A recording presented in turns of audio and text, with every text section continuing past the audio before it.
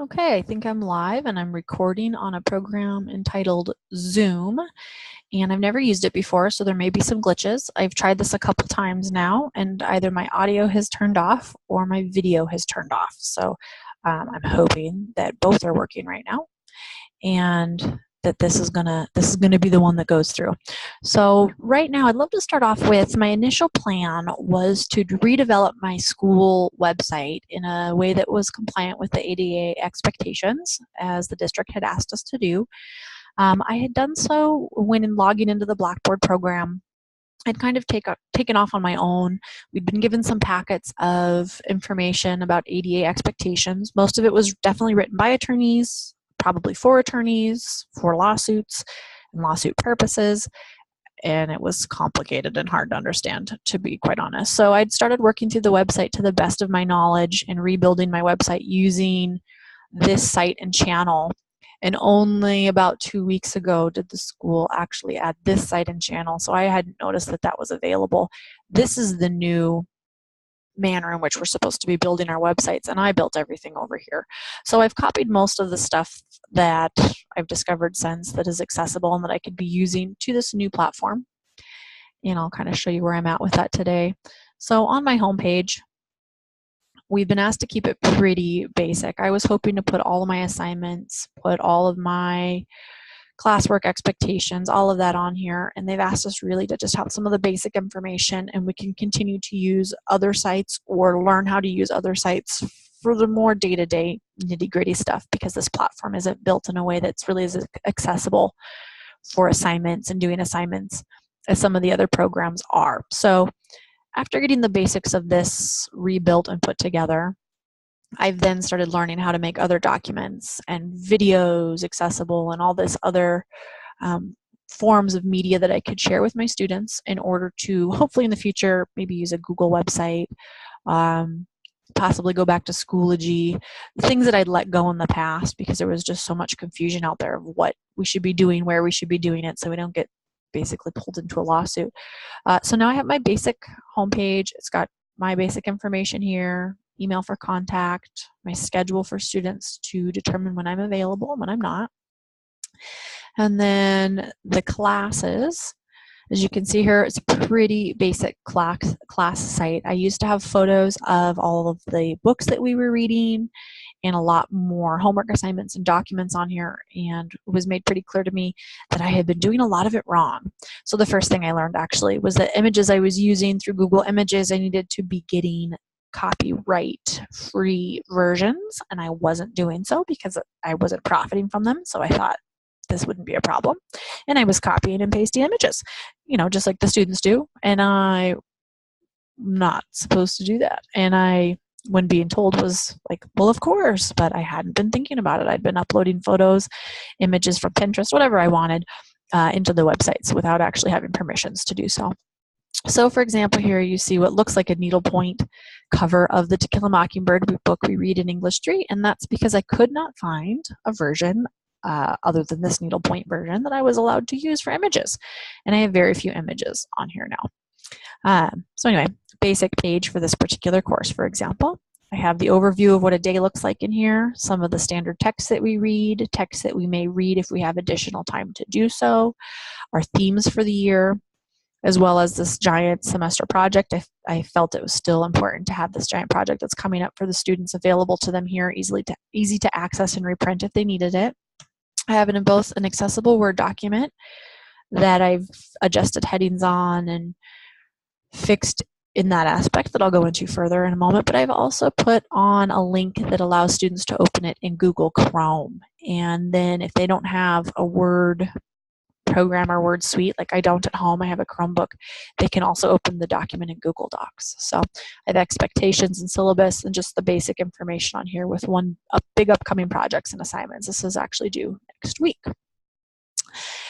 In uploading the Moodle site and learning how to use the program here, I had to learn how to add the alternative text to the images to describe what's there. I have To Kill a Mockingbird book cover image of a tree with mockingbirds and Scout pictured in black and white. So if there's a screen reader going through my site, they're able to indicate what was in that photo. It's more of a decorative photo. So if this was photo I needed for instructional text, I would put a pretty large caption or explanation underneath it so I could be more in depth as to what was happening in that, which is also something I learned how to do to make my images be accessible for things like screen readers. Another thing that I looked into for accessibility on websites as well as other documents, because I'm hoping to be able to make more accessible PowerPoints and make accessible videos such as this one to be able to use in class platforms in the future.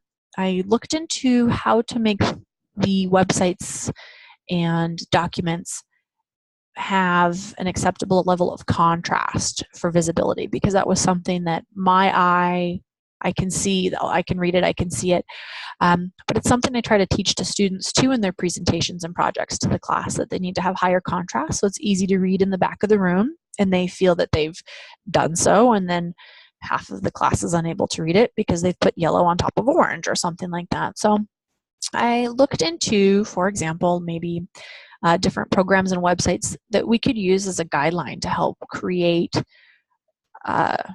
presentations, products that have a higher level of contrast. So this website's a pretty cool one, colorsafe.co. And in here, you can take any color that you're wanting to use as a background color, for example, be it a PowerPoint or website, and you can plug that color code here, which is available in all sorts of documents. So if I were to skip to a Word document, for example, and I want to come up here and select colors, backgrounds, I can go more colors.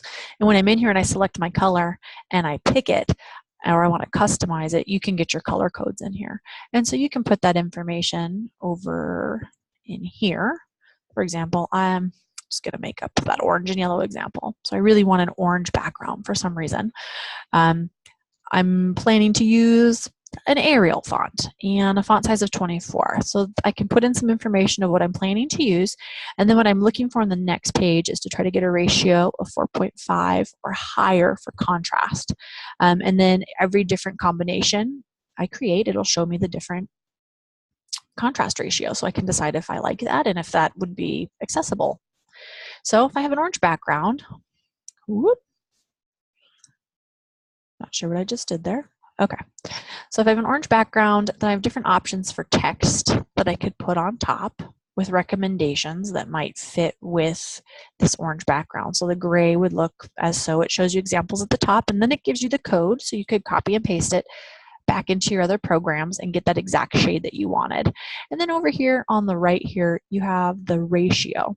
So the gray's not the greatest ratio, but it's not going to let me do a bright yellow. It's going to make me do darker colors in that yellow realm, because a bright yellow contrast is going to be awful. So these are the recommendations that it would let me even use.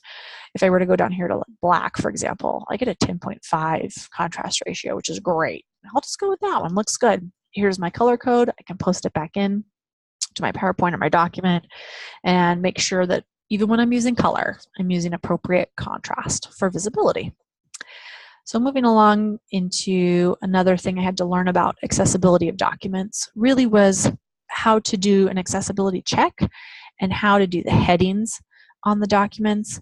And I created a list of notes for fonts that would be preferable in order to make sure that all the documents I'm creating, whether it's a worksheet for class or whether it's something on the website, when a student opens it up, they can read it, or the screen reader can read it for them, and that it is something that is perceivable for them. So the first thing I learned about documents, which kind of blew my mind, was this heading bar up here. I had no idea that this heading bar was something that would be dividing up the paper in a format that would allow the screen readers to read sections and to divvy that up. I was always creating my own sections. So one of the things I learned was that I need to be making sure that my headings, main heading, subheadings, sub-subheadings, we're all using the format options from the document, and that once in it, I can adjust how it looks if I want to. But that all my headings that I use in here are ones, excuse me, it's bouncing me around, that are in chronological order. So my largest heading, for example, needs to be this heading 1. And then my subheadings need to be heading 2. And by highlighting them, clicking heading 2, I can change my font and how those look, of course, and then have them be consistent and match, which makes it easier to read as well. but also allow the screen reader to identify that these are headings, subheadings, or down here, for example, attendance and bathroom specific policies I have as headings 3, and make sure that those are in chronological order. This is something that on the websites we are also required to do in order to get the screen readers to read them.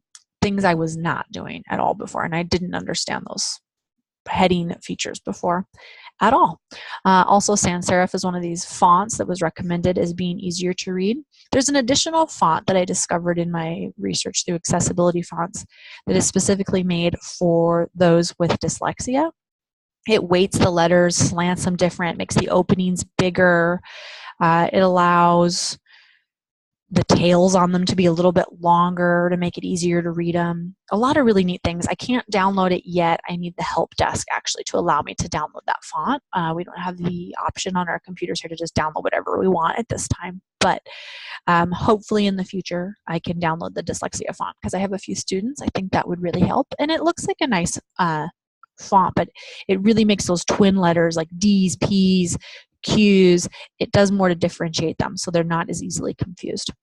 Another common font that I found in accessibility fonts was the Veranda font to use as well. So sans serif, Veranda apparently are a lot easier than Times New Roman, and I was a Times New Roman kid before this, so everything I had was in Times New Roman. Obviously, font size is a consideration, making sure you're using size 12 font. The documents you use can be things that can be zoomed in on. All of that was stuff I was pretty familiar with.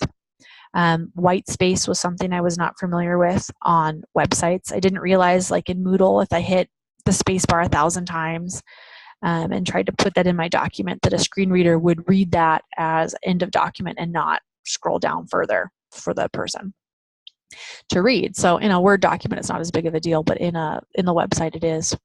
Another thing I learned for accessibility was making sure that the websites I'm linking to and utilizing in my class were ones that allowed a person to toggle through them using the keyboard, which I didn't know how to do either, rather than relying on a mouse. I'm much quicker on the mouse, so I use that more. But I discovered on the Windows platform, by holding down the Windows image down on that bottom left of the keyboard and D, it takes you to the desktop, and you can toggle through your different desktop icons, hopefully then go online, access the website as I have here. Once in here, you could type in your website. If you want to go to NPR News, hit enter. Once in there, you can use the tab button to toggle around left and right to pick your websites up and down. I want the NPR News page. I can click in there if I want to. Once in the website, something I didn't know how to do, and here I am going back to my mouse because it's creature habit and I'm addicted to my mouse and I'm faster with it. But once in the website, something that is important to be able to do that I discovered I couldn't do, for example, with my Schoology account that I was using, was being able to toggle through in the quizzes that I was giving students. So when in here, if a student was needing to use the keyboard instead of the mouse, this particular program where I had a lot of my stuff formatted, online quizzes, online assignments, they weren't actually able to hit the tab button to move around. I can get into the main headings as I'm showing here. It can highlight the main headings and I can tab through everything. I've gone past where I want to go, so I'm using my mouse. I'm cheating. I can toggle up and down in here. I'll go into my General English 3. I do plan on continuing to utilize this website for many students. I think it provides some great accessibility and some accommodations for many students, but recognizing that I can't rely on this for assignments, tests, and quizzes when I have students that may have some accessibility issues with needing to use the keyboard, because I cannot, for example, if I open a quiz up, I can't toggle around in here with a tab in one of these quizzes. The functionality isn't there yet. So if I were to take a quiz, one of these questions, let's see. Oh, I'm showing you the setup of the quiz. Let me go back here. We'll do a preview of the quiz as if I was a student. The buttons don't let me toggle through to select the right answers. So as soon as the kid's taking it here, they can only toggle through option A, and then they can't hit, I'm trying to hit the down button to go to option B here. I want to select option B. I can't. All I can do on some of these questions is get stuck at the A. Sometimes it'll let me toggle down, but it's not universal. So this is one of the things, one of the websites I've submitted to actually have the district look at to preview if we can use, it looks like since last I was in here, actually most of those functions are working. And the last time I did it 2 weeks ago, it was not. So that might be new. I could be using this website. I've discovered it right before your very eyes. So, okay, anyway, so this is one of the websites that I do use for accessibility. I have the audiobooks downloaded here so students can listen to the audio tracks and print off makeup assignments. And so I think I will continue to use this in conjunction with my class website.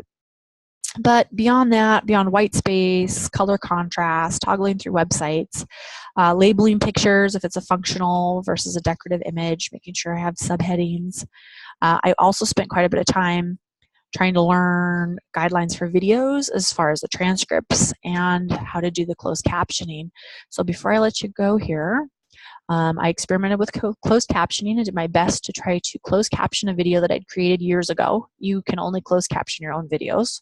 So hopefully when I'm done with this one day when it's $1 million making video, I can go close caption that for everyone. But just to show you a video, I had experimented with closed captioning. There are some mistakes in it. I've discovered since that you don't want to publish till all mistakes are totally gone. Otherwise, you have to start over. So I didn't take them out for your viewing pleasure. But really the last thing I want to show is I'm hoping to make videos in this nature, hopefully a lot shorter. This is like a 20-minute long video. And then be able to close caption them myself for my class websites as well. So with no further ado, just playing a clip of this video here that I did on team teaching years ago that I had.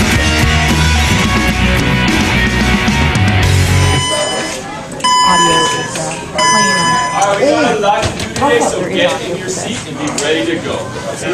Closed captioning, that's louder. What does it really take to be a leader? Okay. Who's that role model in your life? Okay. So not as exciting because the audio is missing for you as I definitely can record classes like I did here. Quizzes to me, reflection questions to Ms. Woodall. Ms. Woodall. I think in this model it really redefines cooperation. They plan together, they collaborate, they feed off of one another, they reflect on their lessons with